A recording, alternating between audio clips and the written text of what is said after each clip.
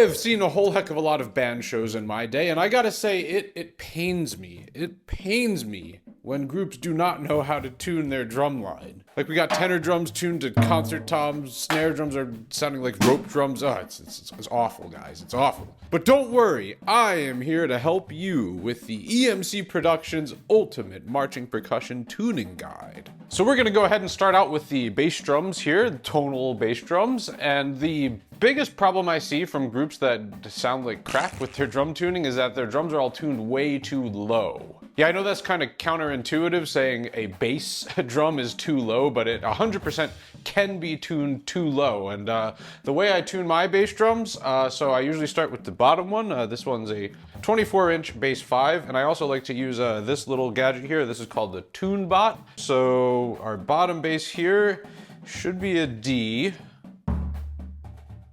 And it is a D2. And I mean, I'm not saying that's 100% the note you need to tune your drums to. It's really just personal preference. I like the way that that drum sounds on that note. Bigger drums, you can tune it a little bit lower than that. I don't think you would use a drum any smaller than this for your bottom bass drum, unless you have like very tiny children playing them. But yeah, if you have a smaller drum than that, you're probably gonna need to tune it up a little bit. And also, when you're tuning for indoor percussion, right, drums in a gym, you're gonna want your drums higher pitched than you would if you were just tuning for outdoor, like marching band or DCI. And that is just because the reverberance of the room, it makes it harder to hear when there's more resonance. You want to tune it higher so that you hear the articulation rather than the resonance, just so the drums are heard easily from the top row of the gym. Now, I have these drums tuned just for me, recording each individual drum at a time when I make videos, so this is a lot lower than I would tune for an indoor line. That D, I just tuned my bottom bass for the indoor group I teach. I tuned that to a F sharp, which is quite a bit higher than what I have here. So when you are actually tuning the drums, I mean, I tuned these all up for this video so they sound good. Well, one, you're gonna need one of these high tension drum keys, very important, so you can crank it real high. But also you wanna make sure the drum is in tune with itself. So the way you do that is you go around right by each lug, you tap the head right at the edge. And you just want to make sure that those are all the same pitch. And it can be kind of hard to hear, especially on the bigger drums. So a little hack is you can muffle the middle of the drum slightly to take out some of the overtones. And then you can like hear the pitch a little better right by each lug. And of course you want both the heads to be the same pitch. That will make the drum resonate even better. Another very important thing about the bass drums is the muffling, right? So this drum head, it has muffling on the inside. That's how the Remo Power Max heads, they come with their own muffling. I know a lot of groups that will also buy like weather stripping or foam padding of some sort and attach that inside of the drum. I just like to go with the heads that have the muffling around it. I think it's the easiest way to do it. And it also sounds fine to me.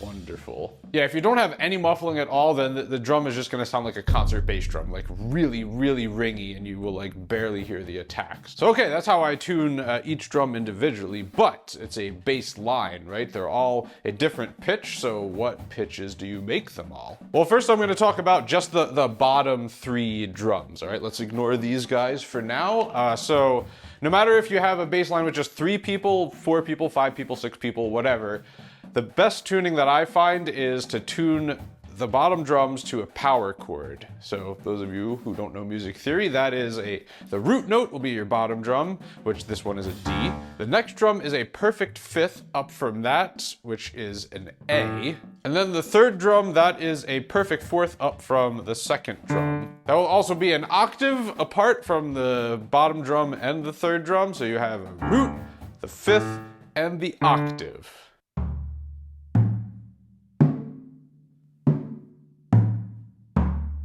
Yeah, and just the way those overtones, they match together, especially on unison notes, it's very powerful and big sounding. So I think a concern that some people have is, so yeah, this drum is a D, but what if your show music is in the key of like C sharp or E flat? Won't the tones conflict? And in theory, yes, but in real life, no, you're not gonna have to worry about that happening. And that is because, yes, the drum, it makes a note, but it isn't a note note that rings out, right? It's an impact, right? It's a bass drum, that's an impact note. So if your band is all playing concert E flat and the bass 5 is rolling on the D, you're not gonna tell that it's clashing. You can't hear it. Yeah, just don't overthink that too much, all right? It's more important that the drums are just kind of more in tune with themselves, and in the line they match and sound good together. So yes, power chord on the bottom 3 drums.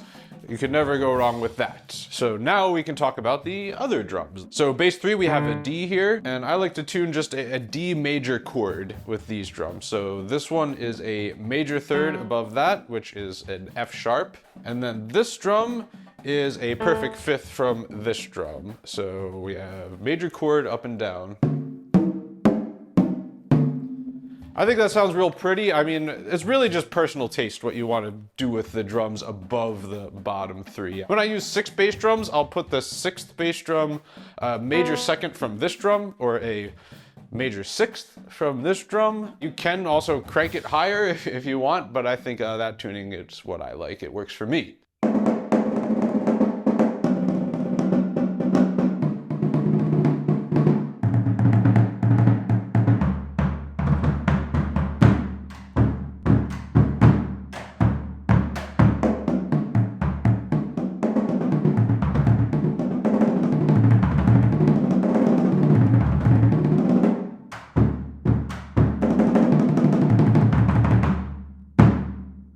Moving right along to the tenor drums. So I got 2 sets here, one to demonstrate what to do with the tuning and one to demonstrate what not to do with the tuning. So let's start with what not to do.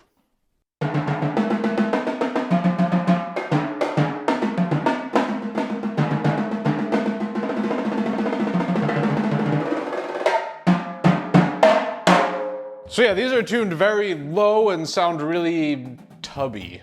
I think that's a good adjective to describe this. You don't want to be tubby, okay? So yeah, the problem with the drums being tuned this low is there is way less articulation, and if you're playing a bunch of notes like I did right there, you won't hear anything. It'll just sound like a wash of tones. Yeah, so honestly, I've heard quite a few groups, more than I would have liked to, that actually do tune the drums like this. It is not an exaggeration. People sound like that. You should try to sound like this. Give the drums a little bit of a crank and everything will sound much more clear and much better.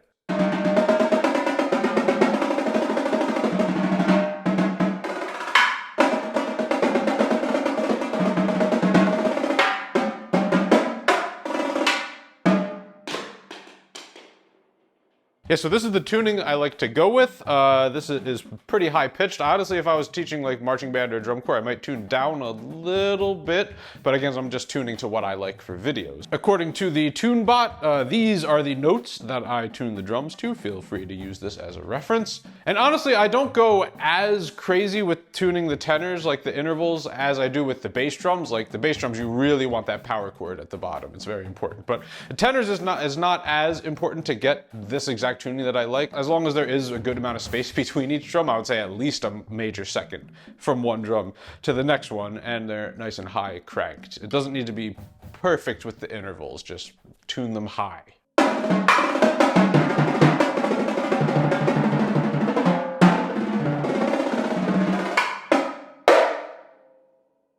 So I also have a set of the baby tenors here, as in the smaller size drums. So this one has the 8-inch drum as the one drum.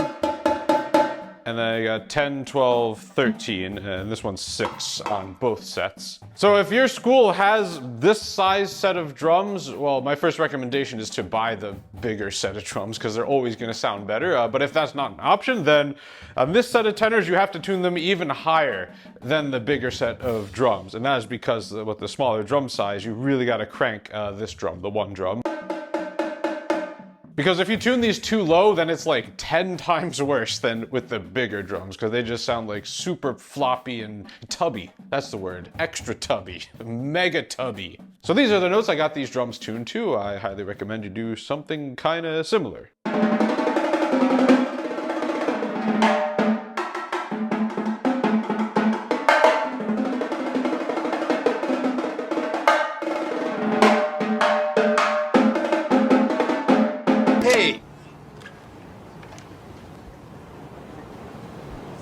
No. Jig 2. Denied. So next we got snare drum, and just like the tenors, we have an example of how to tune them, what to do, what not to do, and what to definitely not do. So we're gonna start with the worst and work our way up to the best. So here's what you absolutely never want your drum to sound like.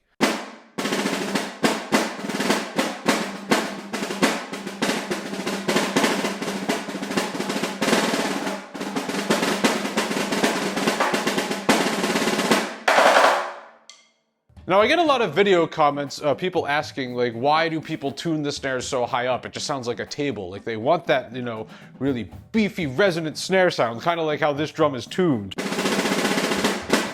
And the reason why this is what you definitely never want to do is because, you know, think about it in context, right? If your drum line's all the way near the back sideline, you are not going to hear a single beat of clarity if the drums are tuned that low and that wet, all right? It's gonna get lost and it'll just sound like a rumbly mess to everyone up in the front. Now I can see like, yeah, as like a solo field drum, like this sounds pretty cool. Like that's how a field drum normally sounds, or like a rope tension drum. But when you have a marching snare line, especially an indoor, right, you never want to tune it anywhere near that. It's got to be cranked up so you can hear all the inner beats. And then moving up, this is a little bit better, but still not how you want to tune it.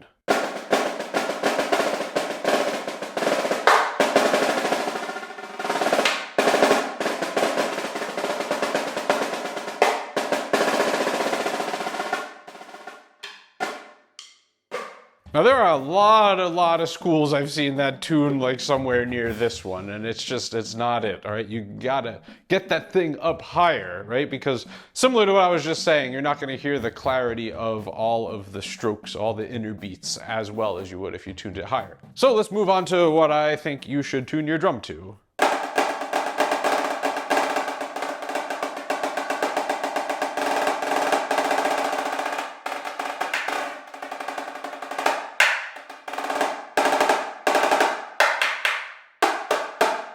Right, so this one's just cranked pretty high, and in context, whether you're an indoor, marching band, whatever, you will hear all of the notes that come out of this drum because it is so high. And once again, indoor you want to tune a little bit higher than outdoor. If I was using this in marching band, maybe down a little bit, not too much though, don't go crazy. Yeah, so with the marching snare drums, you're gonna need a Kevlar head on the top, a Kevlar marching snare head, and the bottoms are equally as important as the top heads. So let's flip all of these drums over real quick. All right, so here's how the bottom heads are tuned on each of these.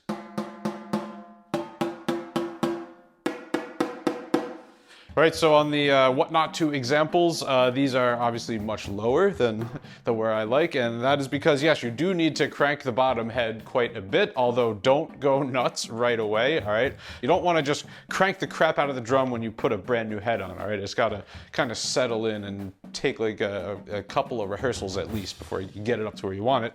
And that goes especially true with the bottom heads, because these things pop pretty easy if you don't give them time to settle in. And also on the marching snare drum, you can see the snare guts. Each individual gut has like its own thing you can tune. I honestly don't really mess with these too often, unless it's like obviously one is like kind of loose compared to the other ones. I know people go crazy with just tuning these to be the exact same pitch all the time. I've messed with it here and there, but I honestly don't notice any difference with the overall sound of the drum when I start screwing around with these. So I will say, just make sure so when the snare drums are in the on position, make sure that all the guts are touching the drum, and also make sure that these holders, they're positioned in a way that the guts are going straight across flat, so that they're all just laying on the drum. Like if one side's cranked way down, then the guts will be uneven and kind of sloping, so just make sure these are both on the same plane, and that is done with this little knob here, tightening and loosening that guy. Yeah, and similar to the tenor drums, I don't go too crazy with what pitch I exactly put on the drum. I just make sure that they're tuned nice and high up. According to the TuneBot, these are the pitches of the top and bottom head of what the drum that I like is tuned to right now.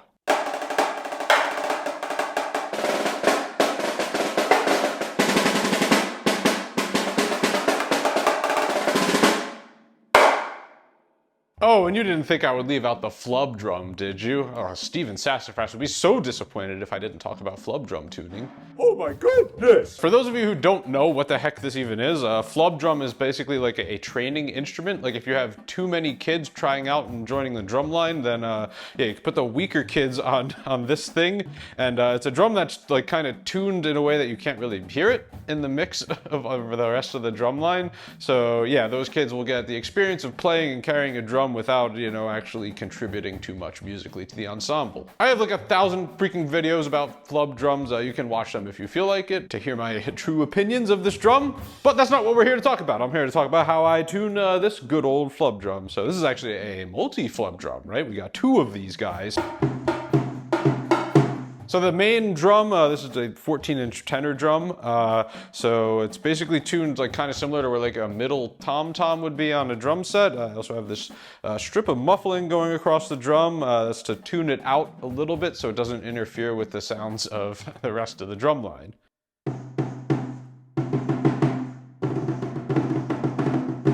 And if you want to get a little more adventurous with your flub drum sound, you could add a drum. This is an 8-inch Spock drum. I tune it pretty much to exactly where it would be on a set of tenors. This is just for extra accent impacts and rim shots.